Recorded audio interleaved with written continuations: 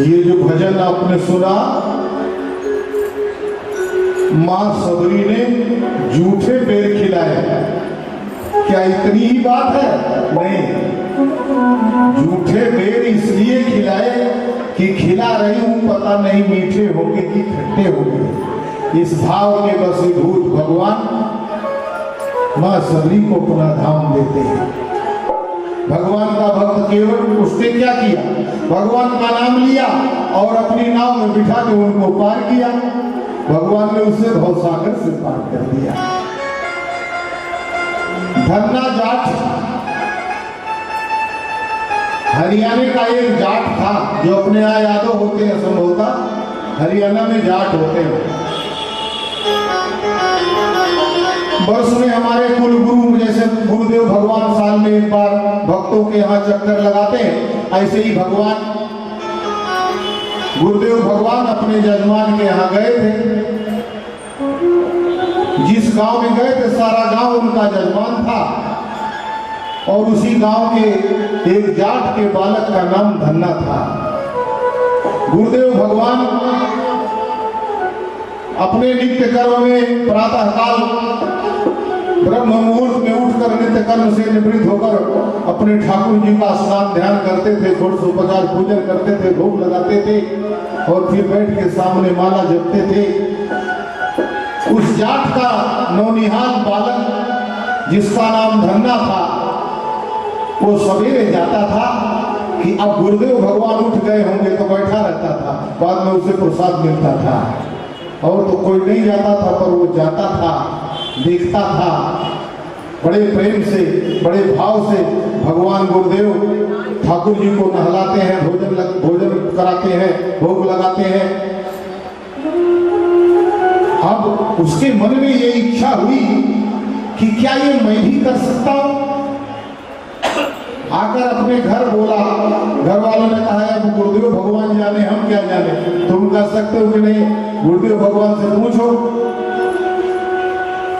आज उसने पूछ लिया, है भगवान क्या मुझे भी ठाकुर जी मिल जाएंगे, मैं पूजा कर सकता हूँ? हाँ बोले, क्यों नहीं कर सकते हो, लेकिन अभी तुम बहुत छोटे हो, छोटा नन्हा सा बालक। मगर उसने कहा लेकिन मेरा मन बहुत करता है भगवान। तो बोले अच्छा ठीक है, अभी तुम जो विधि है भगवान के पूजन की जो रीति नीति है वो नहीं कर पाओगे बच्चा, अगली बार आऊंगा तो दूंगा। बोले नहीं, अब मुझे दे ही दीजिए, मेरी बहुत इच्छा है।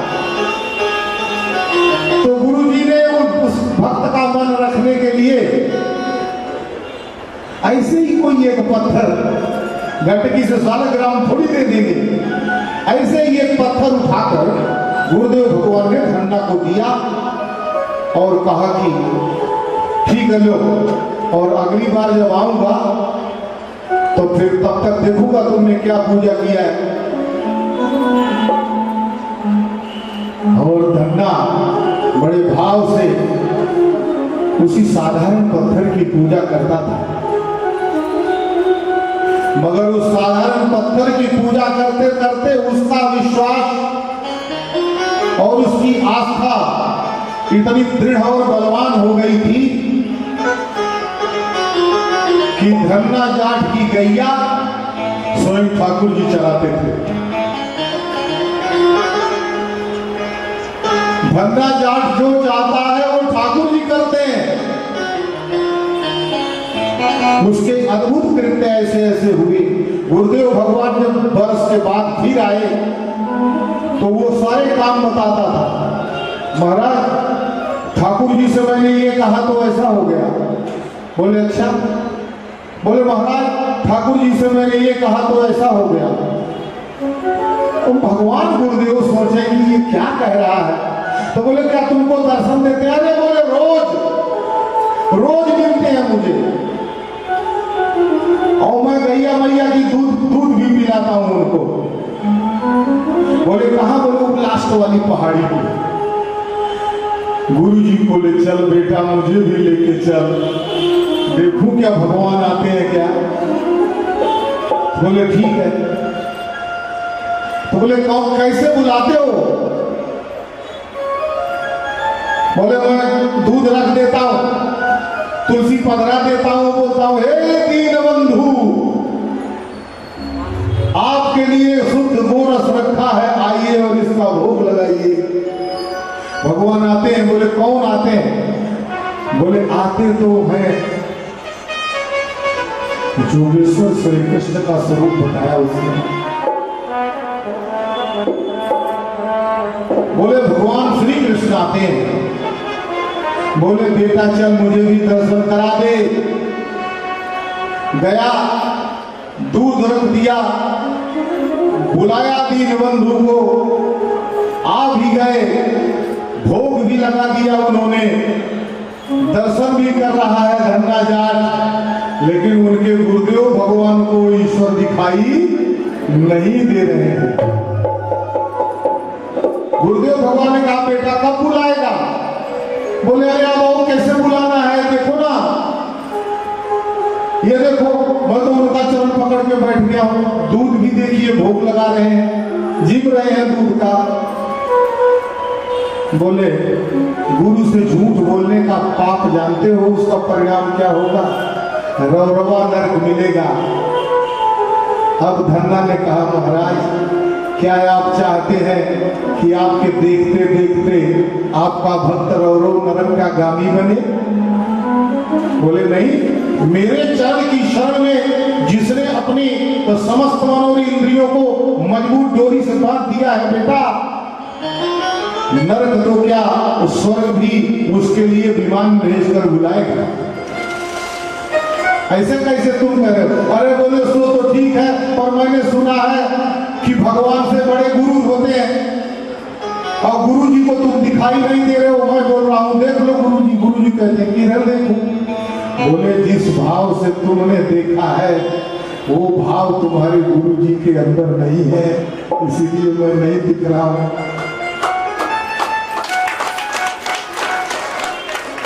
तो धन्ना जाट ने कहा भगवान यदि मेरा भाव ऐसा है कि मेरे भाव से आप दिखाई देते हो तो मेरा संपूर्ण भाव आपके कमलवत चरणों में समर्पित है, पर मेरे गुरुदेव भगवान को दर्शन दे दो। और भगवान ने तब गुरु जी को दर्शन दिया और वही गुरु जी ने अपने चेले उस धन्ना जाट को, जिसको नकली ठाकुर जी दिया था, उसको उठाकर गले से लगा लेते हैं।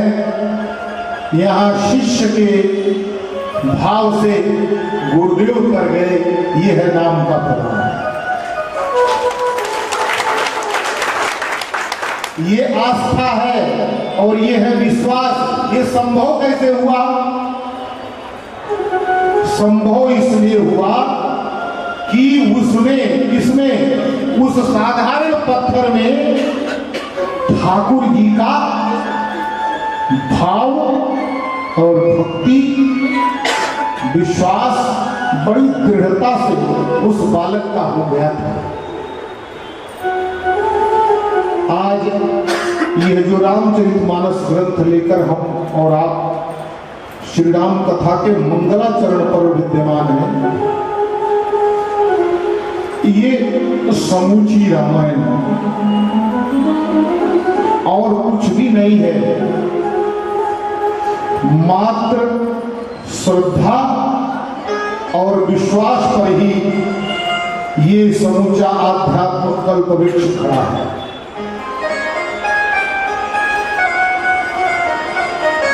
बड़े लोग तो चले गए, मगर धर्म सम्राट नरपात्री जी वेद वेदांत के खड़क पारंगत थे और कभी वो हिंदी में बोलते नहीं थे, संस्कृत में ही बोलते थे और चातुर्मास, प्रत्येक चातुर्मास काशी में करते थे।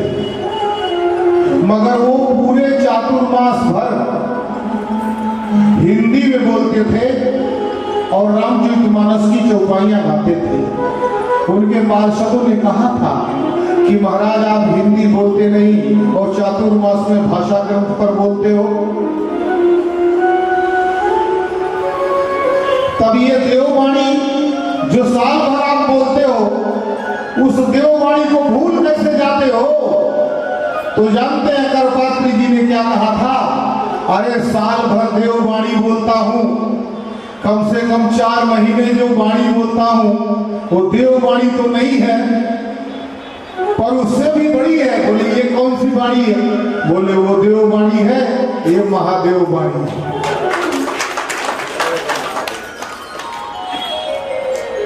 तो देववाणी तो साल भर बोलते ही है, पर चातुर्मास में कम से कम महादेव जी की वाणी बोलेंगे। इसका अर्थ है मां पार्वती श्रद्धा है और भगवान भोलेनाथ ही विश्वास है।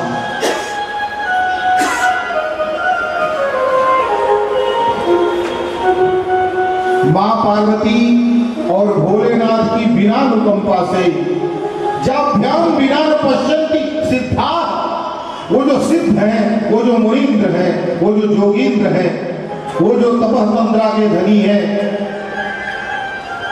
ऐसे तपस्वी भी, ऐसे मनीषी भी बिना श्रद्धा और विश्वास के, बिना मां पार्वती और भगवान शिव की अनुकंपा से स्वयं के हृदय में ही विराजमान परमेश्वर को देख नहीं सकते।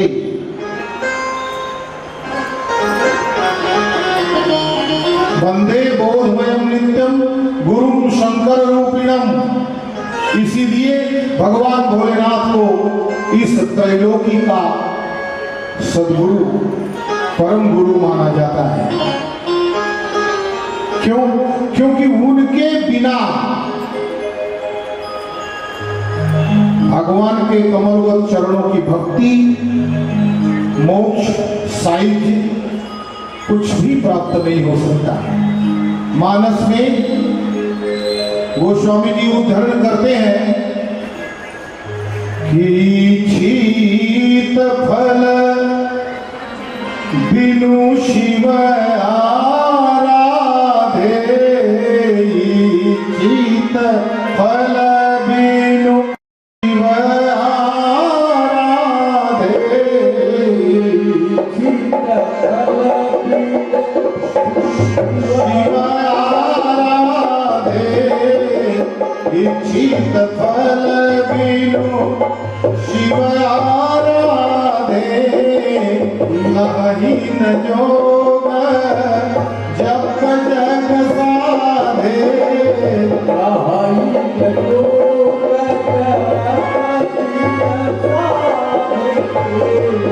इच्छित फल बिनु शिव आराधे, इच्छित फल बिनु शिव आराधे,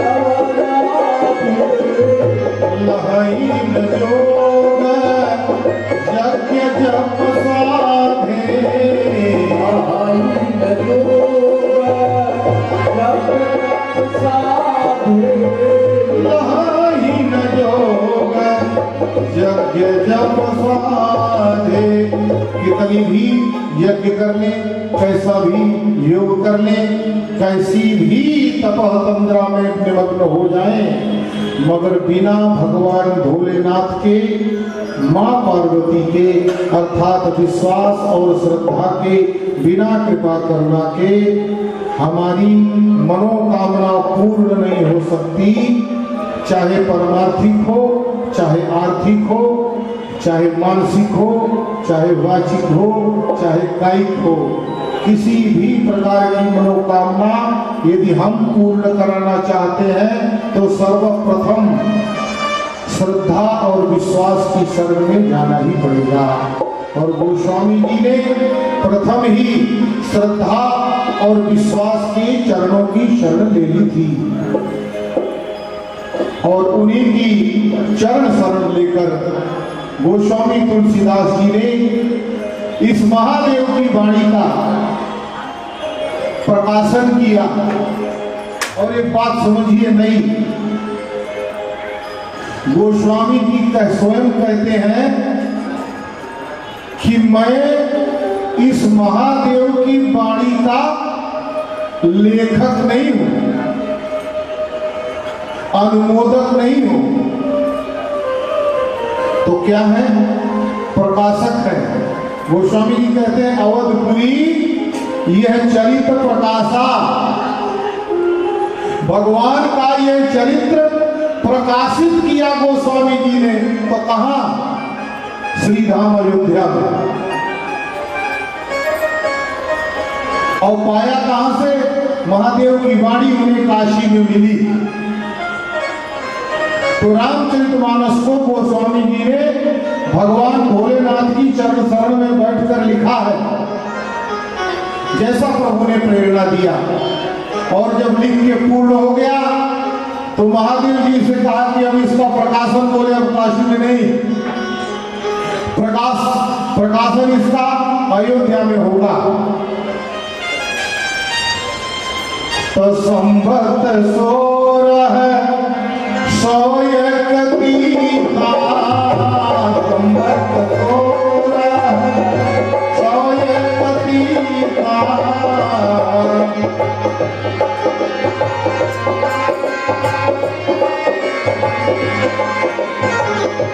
अवधपुरी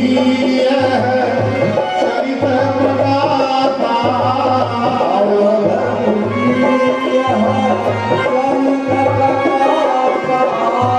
अवधपुरी चरित प्रदाता। गोस्वामी जी ने स्वीकार किया। अवधपुरी में, अयोध्या जी में जाकर के मैंने महादेव की वाणी का प्रकाशन किया, तो मैं प्रकाशक हूं। सर्वप्रथम गोस्वामी जी ने मानस के मंगलाचरण में वर्णानाम अर्थ संघानाम रसानाम छंदसामपि मंगलानाम जगर्तारौ वंदे वाणी विनायको। सर्वप्रथम मंगलाचरण में गोस्वामी जी ने किसकी वंदना की? श्री गणेश करते हैं। हम आप किसी भी शुभ काम को करने के लिए जब उठते हैं तो क्या होता है? अरे भाई श्री गणेश कीजिए, श्री गणेश कर रहे हैं। मगर गोस्वामी जी ने इस परम पावन विधा को भी चुनौती दे डाली।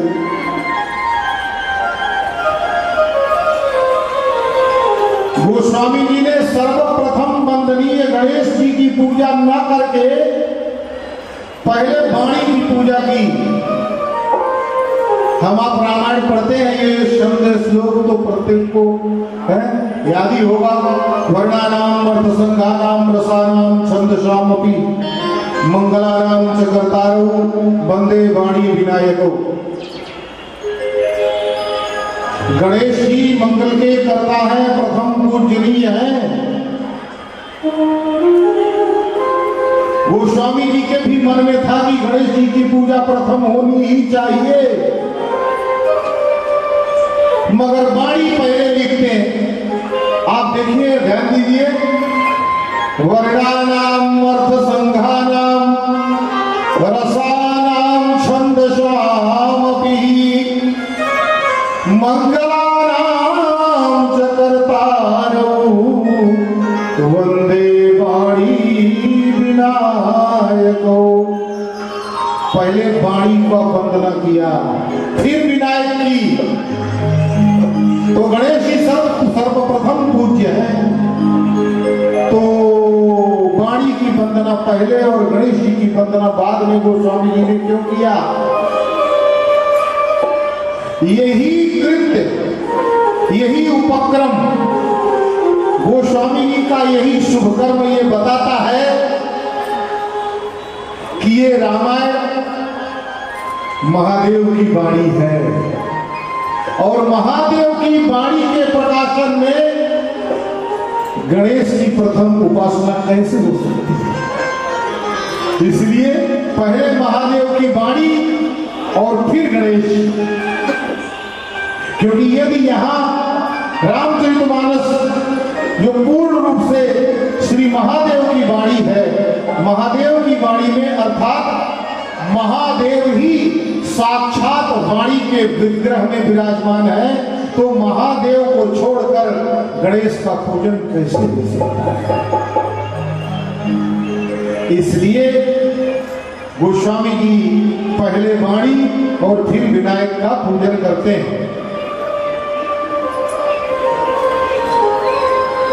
और माता पितरौ वंदे पार्वती परमेश्वरौ, फिर माँ पार्वती और भगवान शिव का विश्वास के रूप में पूजन करते हैं, वंदन करते हैं। मानस के मंगलाचरण में ज्ञानमय नित्य शिव जी की वंदना, जिनके आश्रित होने पर चंद्रमा टेढ़ा होकर भी वंदनीय है, इसलिए उनके चरण की शरण जाती है। महादेव ऐसे गुरु हैं, यमाश्रितो ही वक्रोपि, जिनके आश्रय में रहने पर टेढ़ा मेढ़ा चंद्रमा भी पूजनीय हो जाता है। जमाश्रितो ही वक्रोपि चंद्र सर्वत्र वंदते। चंद्रमा के कृत्य बहुत ठीक नहीं है, बल्कि हमारे शास्त्रों में चंद्रमा को जड़ात्मा हिमकरा, हिमकर अर्थात चंद्रमा को जड़ात्मा भी कहीं कहीं कहा गया है। और ये चंद्रमा ही है जिसने इंद्र के व्यभिचार में गौतम के आश्रम पर बड़ी अहम भूमिका निभाई।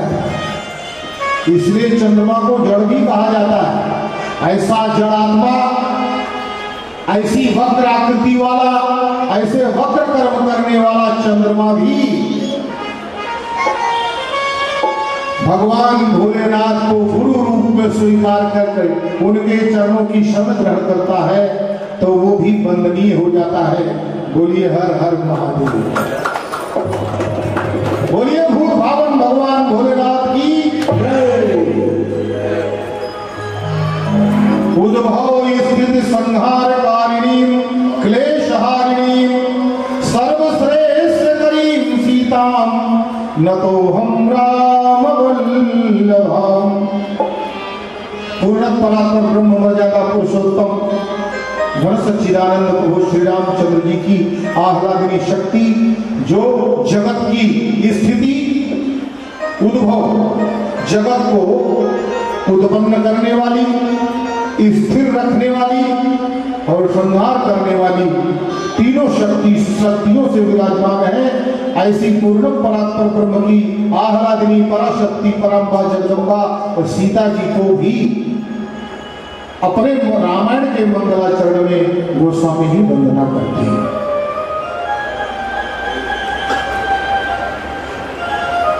और तब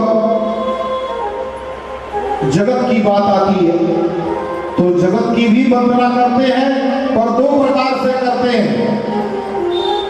अब ये दो प्रकार कैसा है, बहुत ध्यान से सुनिए। मंगलाचरण जिसने समझ लिया, मैं सत्य कहता हूं, मानस समझने में उसे बड़ी आसानी होगी। और मंगलाचरण को जिसने ऐसे तैसे करके घुमा दिया, मुझे क्षमा कर दीजिएगा, वो कितने भी दिन मानस सुने लेकिन बात समझ में आएगी नहीं। इसलिए मंगलाचरण विशेष रूप से ध्यान देना चाहिए, क्योंकि मंगलाचरण ही वो है, क्या है, सत्यम परम धीमहि। मंगलाचरण ही सत्य और धर्म का स्तंभ है, जिस पर ये समूचा वितान तना है। इसलिए मंगलाचरण को बड़े ध्यान से सुनना चाहिए, तो आगे की बात समझ में आएगी। एक है अद्वैतवाद, एक अद्वैत है और एक विशिष्ट अद्वैत है। फिर से सुनिए ध्यान से। द्वैत, अद्वैत, विशिष्ट अद्वैत। तो द्वैत में तो भाई भक्त रहते हैं,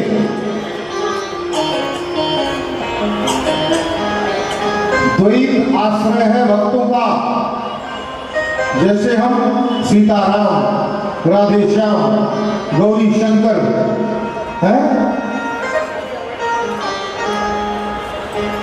गणेश अंबिका भ्याम, सची पुरंदराभ्याम नमः, वाणी हिरण्यगर्भाभ्याम, यानी ब्रह्म का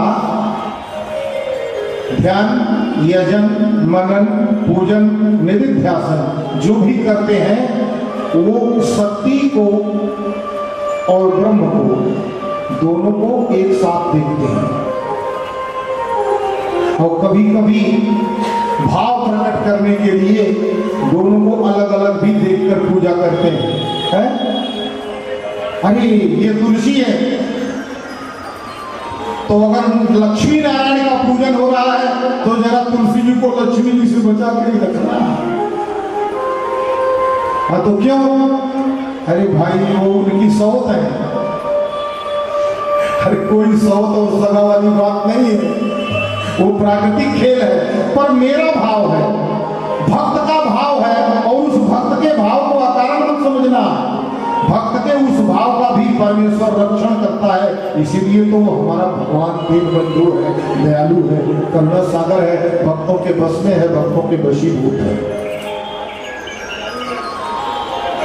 भक्त कहता है लक्ष्मी नारायण के पूजन में तुलसी इसलिए नहीं चढ़ेगी कि नारायण के साथ लक्ष्मी विराजमान है और लक्ष्मी जी की और तुलसी जी की पटती नहीं है, इसलिए चलो आगे पूजा करेंगे तो तुलसी चढ़ा देंगे, पर अभी तो लक्ष्मी जी के साथ नारायण है तो लक्ष्मी नारायण का ही पूजन करो। शालिग्राम का पूजन होगा तो वहां लक्ष्मी जी नहीं है तो शालिग्राम के ऊपर भरपूर तुलसी जी का चढ़ावा चढ़ जाएगा। ये भक्त की भावना है। ईश्वर के कार्यालय में ऐसा कोई लेखा जोखा नहीं है, पर इस भक्त की भावना का भी मेरा परमेश्वर आदर करता है, इसीलिए तो कृपा निधान है, करुणा सागर है, दीन बंधु है। ये द्वैत है। मैं जो कहना चाहता हूं संभवतः आप समझ रहे हैं। ये द्वैत है और अद्वैत क्या है?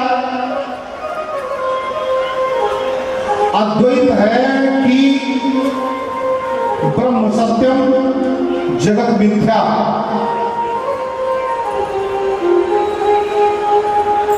रस्सी है, आप बहुत ध्यान से सुनिए। रस्सी है, पर वही रस्सी अगर अंधेरे मार्ग पर पड़ी है और थोड़ी सी दिख रही है तो वो क्या है? सर्प है। अंधेरे में रस्सी में सर्प की अनुभूति होती है और अंधेरा छट जावे तो सर्प चला जाता है, रस्सी रह जाती है। तो जैसे रस्सी में सर्प का आभास होता है पर प्रकाश आ जाने पर सर्प गायब हो जाता है, ठीक ही प्रकार की यही दशा जगत की है। जगत हमें सत्य दिखाई देता है। कैसे? जैसे रस्सी और सर्प की बात मैंने बताई, जैसे रस्सी में सर्प दिखाई देता है सत्य, उसी तरह से यह जगत भी हमें सत्य दिखाई देता है। पर कहां? अंधेरे में रस्सी सांप लगती है, माया में ये संसार सत्य लगता है। जैसे ही अंधेरा हटा तो रस्सी का सर्प गायब हो जाता है, मात्र रस्सी का भान हो जाता है। उसी तरह से जब माया हट जाती है, जीव के ऊपर से माया का आवरण हट जाता है तो ये जगत फिर मिथ्या दिखाई देता है, स्वप्न दिखाई देता है।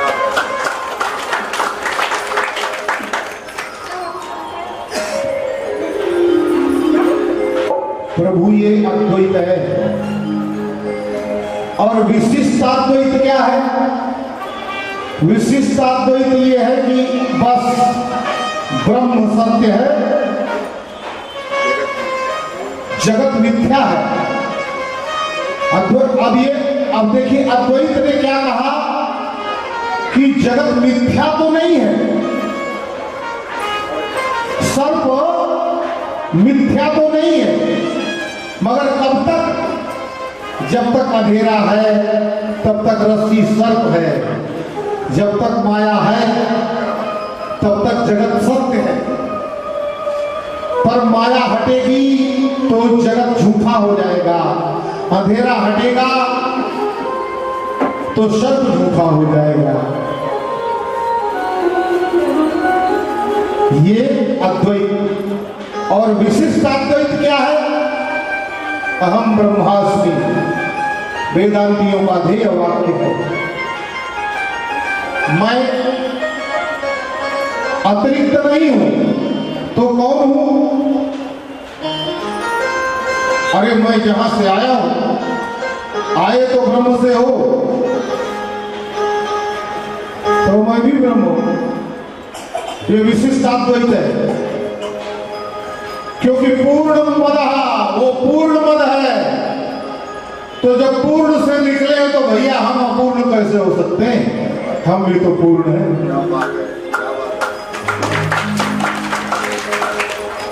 ये विशिष्ट अद्वैत है। अरे ऐसे कैसे बोलते हो? हाँ ये बोल सकता हूं मैं। हाँ तुम उससे निकले हो तो पूर्ण हो। हाँ भैया हमारा दृढ़ विश्वास है। कैसे बोले? वो ऐसा अद्भुत पूर्ण है कि उससे निकलने वाला अपूर्ण हो ही नहीं सकता। बोले कैसे? बोले वेद भगवान कहते हैं पूर्णात् पूर्णम उदच्यते। वो ऐसा पूर्ण है, ऐसा स्वयं संपूर्ण है कि उससे निकलने वाला जो भी कुछ निकलता है वो सदा सर्वदा पूर्ण ही होता है। अच्छा, अब बोले मैं अपनी तरफ से नहीं जोड़ रहा हूं, ये नियम है, ये उसका विधान है कि उस परम संपूर्ण से निकलने वाला जीव अपूर्ण हो नहीं सकता, वो भी पूर्ण है।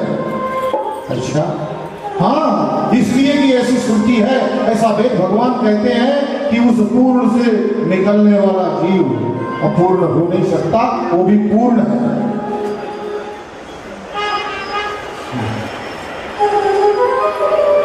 और बोले और तो और प्रमाण ले लीजिए। पूर्णस्य पूर्णम आदाय, ये उपनिषद उद्घोष करता है कि पूर्ण से, किस पूर्ण से? उस पूर्ण से पूर्ण ले लेने के बाद अब ये प्रश्न उठा ना कि भाई उस पूर्ण से निकले हो तो पूरे पूरे तुम निकल गए, तो फिर वहां बचा क्या? बोले यही तो उसकी विशेषता है।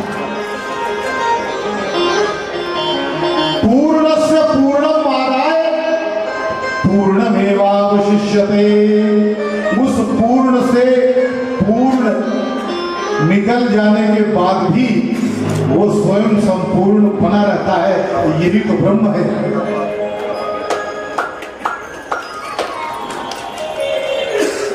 ये ब्रह्म है। और इसीलिए वेदांती, न्यायिक, वैशेषिक जो भी शाखाएं हैं ब्रह्म के प्राप्त होने की जो श्रृंखलाएं हैं, ब्रह्म को जानने के जो उपक्रम है, ब्रह्म को मानने की जो श्रृंखला है, वो सबका ये ध्येय वाक्य है। बोले भैया जब वो भी पूर्ण, तुम भी पूर्ण, उस पूर्ण से जो निकलता है वो भी पूर्ण है, और फिर पूर्ण से पूर्ण निकल जाने के बाद जो वहां शेष बचा वो भी संपूर्ण ही है, तो कहीं रिक्तता नहीं है। तो इसका मतलब तुम ब्रह्म हो? बोले हाँ। बोले बोल सकने वाले बोले डंके की चोट पर बोल दिया वेदांतियों ने अहम ब्रह्मास्मि।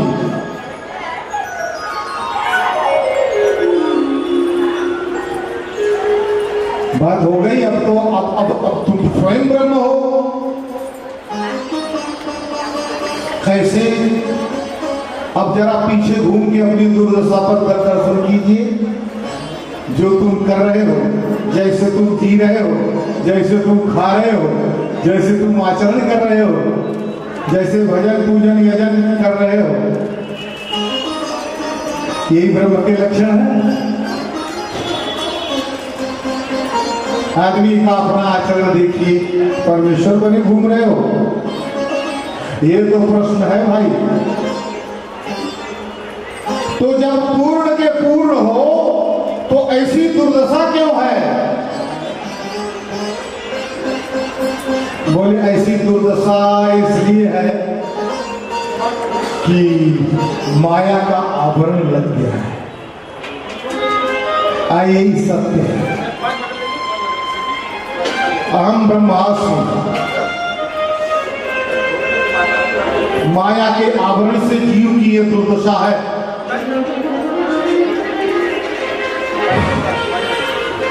ईश्वर अंश जीवय विनाशी चेतनय मन सहज सुखरासी।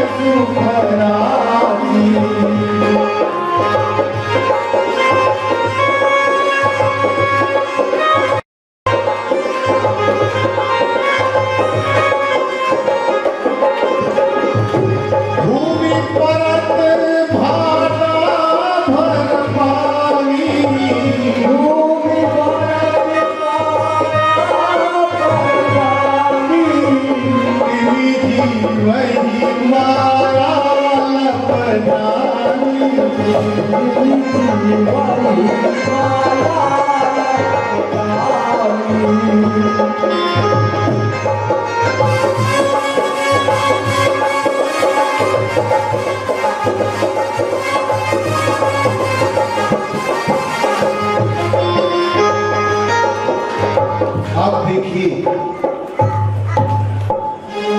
अब ये उत्तर दिया जाता है यहाँ कि जीव तो अवश्य ही पूर्ण परात्पर ब्रह्म से निकला है, तो परम चैतन्य है,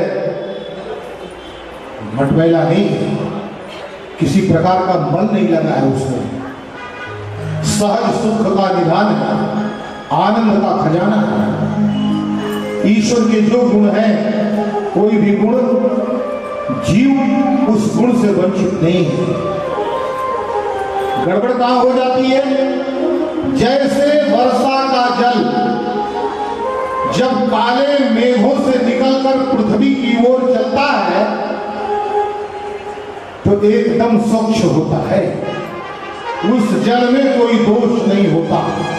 उसी तरह से जब जीव ब्रह्म से निकलता है तो वो भी परम चैतन्य है, सहज है, अमल है, आनंद है, सुख का निधान है, परम शांत प्रकाश तेजो है।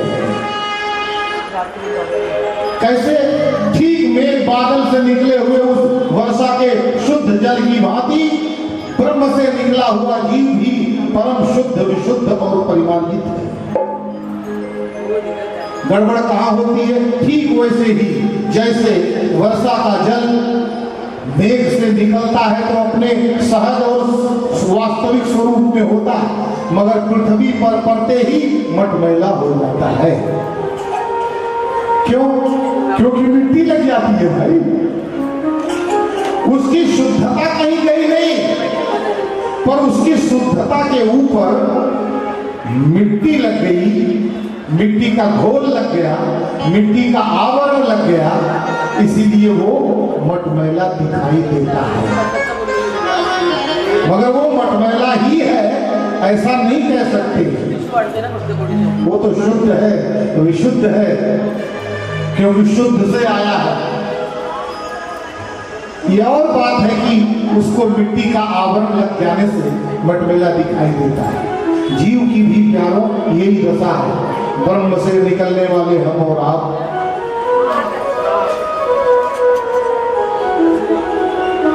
परम चैतन्य है,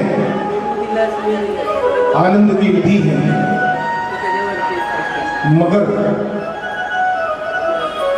हमको भी उसी वर्षा के जल की तरह जैसे मिट्टी लग जाने से मटमैला हो गया, वैसे हमको भी माया लग जाने से, जगत का प्रपंच लग जाने से हम भी अपने परमात्मा स्वरूप में ही हैं।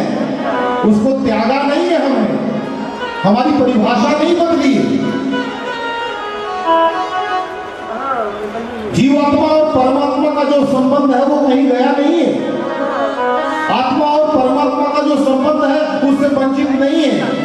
स्वरूप भी हमारा कहीं नहीं गया है, बस वो वर्षा के जल की भांति माया का आवरण लग जाने से मटमैला हो गया है। और जब माया का आवरण हटे तो जैसे उस मटमैले पानी को एक्वागार्ड में डाल देने से और प्योरीफाई होके पीने योग्य हो जाता है, नहीं? आरओ का पानी बन जाता है ना, आरओ में शुद्ध होके निकल जाता है, उसका मटमैलापन खत्म हो जाता है। ठीक उसी प्रकार ये राम नाम का जो उद्घोष है, राम नाम की जो महत्ता है, तो गर्जनम भव बीजानाम राम रामेति गर्जनम, इस भाव के समस्त दुर्गुणों को नष्ट विनष्ट और जलाकर भस्मसात कर देने की पूर्ण सामर्थ्य रखता है ये प्यारा राम नाम। ये राम नाम की गर्जना करने से भव के सारे दुर्गुण नष्ट हो जाते हैं। इसीलिए कहा जाता है कि ब्रह्म राम के नाम गण। और ये जिसकी वाणी सुनने के लिए हम बैठे हैं, गायन करने के लिए हम बैठे हैं, ये उन्हीं का कथन है। बाबा भोलेनाथ कहते हैं ब्रह्म राम ते नाम बड़ वरदायक वरदानी, रामायण सतकोटि मह लिए महेश जी जान। सतकोटि का मतलब है 100 करोड़। राम जी का चरित्र अर्थात रामायण 100 करोड़ है, 1-2 नहीं, 100 करोड़ है। बाबा भोलेनाथ ने जिज्ञासुओं को, भक्तों को एक एक करके सब दे दिया, सब दे दिया भक्तों को। पूरा राम जी का चरित्र भक्तों को दे दिया, पढ़ो। तो माता जी ने कहा ये इतना सजा के रखा था और सब दे दिए। बोले सब तो नहीं दिया। माता जी ने ये कहा एक भी तो दिखाई नहीं दे रहा है। बोले उनमें सब में जो बीज है, जो बीज है वो नहीं दिया। बोले वो क्यों रखे हो, वो भी दे दो। बोले दे देता हूँ। बोले वो कहाँ देते हो? बोले वो काशी में देता हूँ।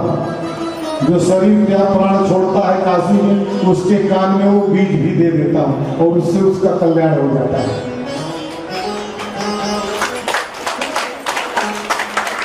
आप समझ गए? बोला ना भैया काशी चला जा, काशी में मरी है, मुक्ति हो जाए। काहे भाई, कैसे मुक्ति हो जाई? वैसे मुक्ति हो जाई जो मरने के बाद आप लोग बोलते हैं। क्या बोलते हैं? राम नाम सत्य है। अरे मरने के बाद क्यों बोलते हो भाई? जीते जीते स्वीकार कर लो तो परम गति प्राप्त हो जाए। वो तो मर गया तब हम आदमी कहता है राम नाम सत्य है। तो चलो बहुत मर गए, अब तो मान लिया ना कि राम नाम सत्य है, तो अब उसी की डोर पकड़ लीजिए, अपना बेड़ा पार कर लीजिए ना। स्वीकार कर लेते हैं मुर्दे को कंधे पर रखकर कि यही परम गति है, जगत मिथ्या है, राम नाम सत्य है। मगर उस मुर्दे के जल जाने तक, उसके बाद जब वहां से लौटते हैं तो लौटते टाइम वही घाट पे वो राम नाम सत्य जो है उसे वही छोड़कर लौटते हैं। अब फिर कोई मरेगा तो फिर कहेंगे कि राम नाम सत्य है। वाह, ये क्यों कहते हैं लोग? इसलिए कहते हैं कि जगत में गुरु, महंत, पंडित, प्रधान, माता, पिता, श्रेष्ठ, गुरुजन सब यही कहते हैं कि भाई आराम की तलब है तो ये काम कर, आराम की शरण में और राम राम कर, मगर नहीं मानते। मर जाता है तो कहते हैं राम नाम सत्य है, फिर उसके बाद भूल जाते हैं। मेरा बाबा नहीं भूलता, मेरा बाबा काशी में प्राण छोड़ने वाले जीव के कान में राम तारक मंत्र दे ही देता है, जिससे जीव का परम उद्धार हो जाता है। बोलिए भूत भावन भगवान भोलेनाथ की जय। तो बाबा कहते हैं वो बीज मेरे पास है, बीज मैं किसी को देता नहीं, और उस बीज को राम कहते हैं। तुलसी राम के कहत ही निकसत पाप पहाड़। बाबा भोलेनाथ कहते हैं कि प्रेम से भावना पूर्वक राग कहते ही मनुष्य के हृदय में अंतस में निवास करने वाला लोभ मोह मत्सर ज्ञान अंधकार समस्त जगत के तिमिर और प्रपंच सब राग कहते ही बाहर पलायन कर जाते हैं। और ते ही पुण्यावन दे नहीं, जो एक बार निकल गया उसे वापस आने नहीं देता। कौन?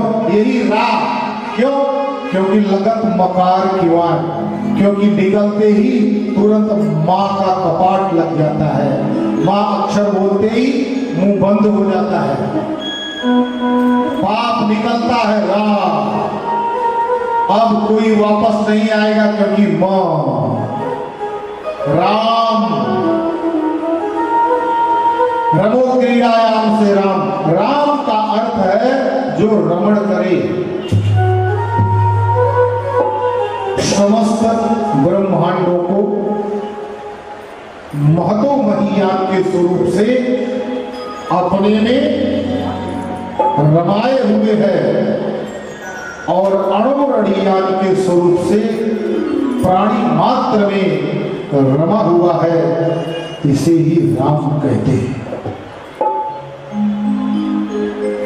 बाबा कहते हैं कि वो बीज मैंने किसी को नहीं दिया, और वो राम नाम का बीज बाबा भोलेनाथ के पास है। इसलिए बाबा भोलेनाथ कहते हैं कि ब्रह्म राम से नाम बड़, स्वयं राम जी से उनका नाम बड़ा है।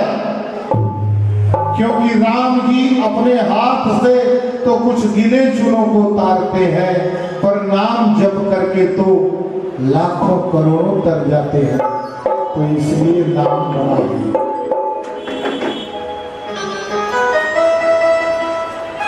तो आपने द्वैत अद्वैत और विशिष्ट अद्वैत को देखा। अब मंगलाचरण में गोस्वामी जी एक प्रतिज्ञा करते हैं। किस मानस में नाना पुराण निगमागम सम्मतम यद रामायणे निगदितम क्वचिदन्य तोपि स्वांतः सुखाय तुलसी रघुनाथ गाथा भाषा निबंधवति मंजुलवातनोति।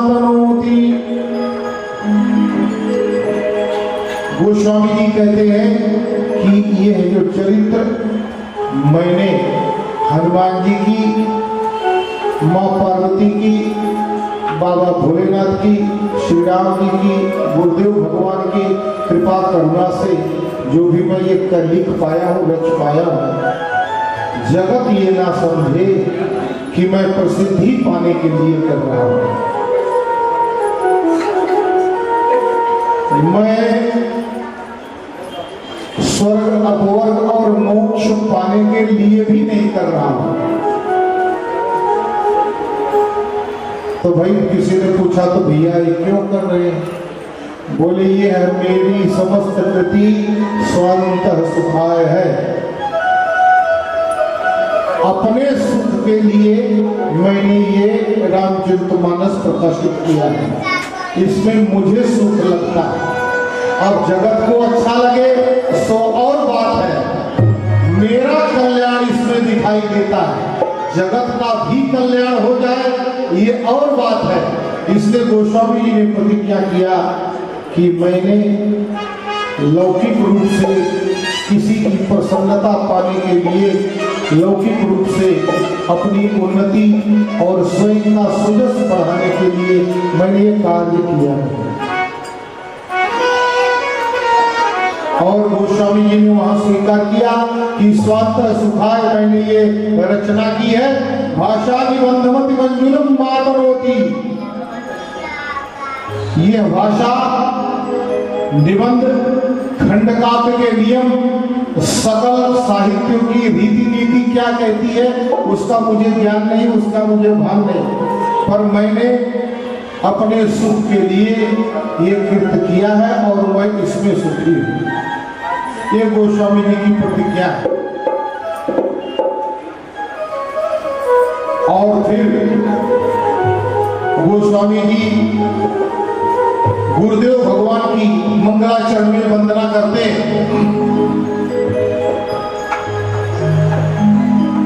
श्री गुरु पद नख मणिगण ज्योति, श्री गुरु पद नख मणिगण ज्योति,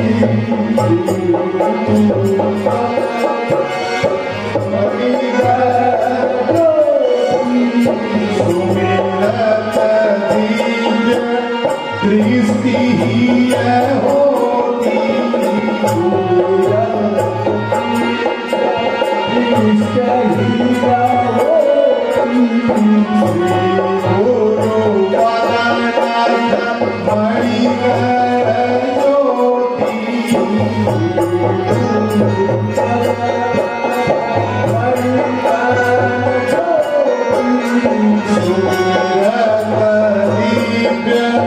दृष्टि ही होती,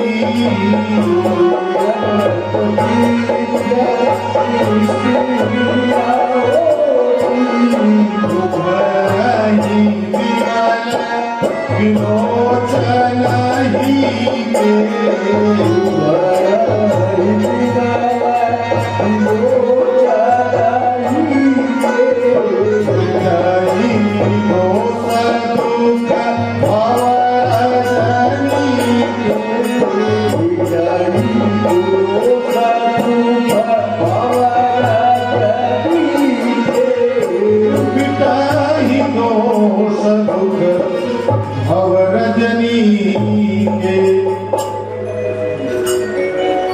जीव व्याकुल होता है। संसार का प्रपंच इतना भयंकर है कि उसमें थपेड़े खाता हुआ, उठता हुआ, गिरता हुआ, दौड़ता हुआ, घूमता हुआ अपने सहज स्वरूप को भूल बैठा है। हाँ, यदि गुरुदेव भगवान की कृपा करुणा हो गई तो बस उनके नखमणि चंद्रिमा का स्मरण मात्र करते ही उर में, हृदय में अद्भुत एक दिव्य चक्षु का प्रस्फुटन होता है, जिसके आलोक में ब्रह्म अपने सर्वोच्च कक्षा में स्थिर होकर अपने परमात्म स्वरूप का दर्शन कर पाता है।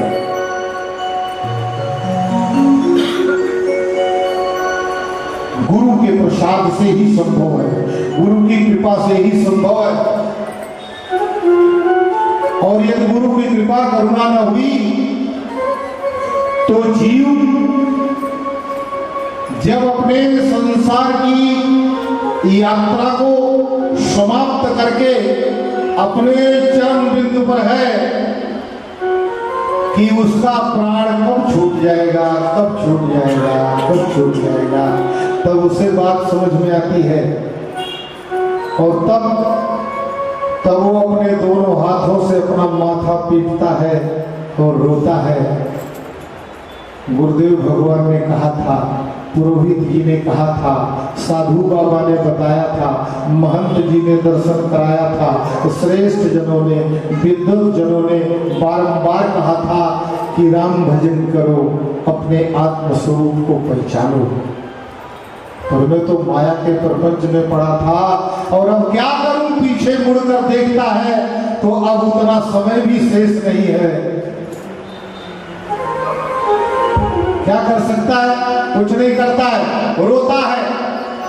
और कैसे रोता है? उसे तब ज्ञान होता है कि मेरे पास तो अहम ब्रह्मास्त्र का मणि थी, उस पूर्ण से निकलने वाला मैं भी पूर्ण था, उस ब्रह्म से निकलने वाला मैं भी ब्रह्म तत्व था। मगर माया के प्रपंच ने मेरी ऐसी दुर्दशा कर दी कि मेरा हीरा मेरे पास ही था,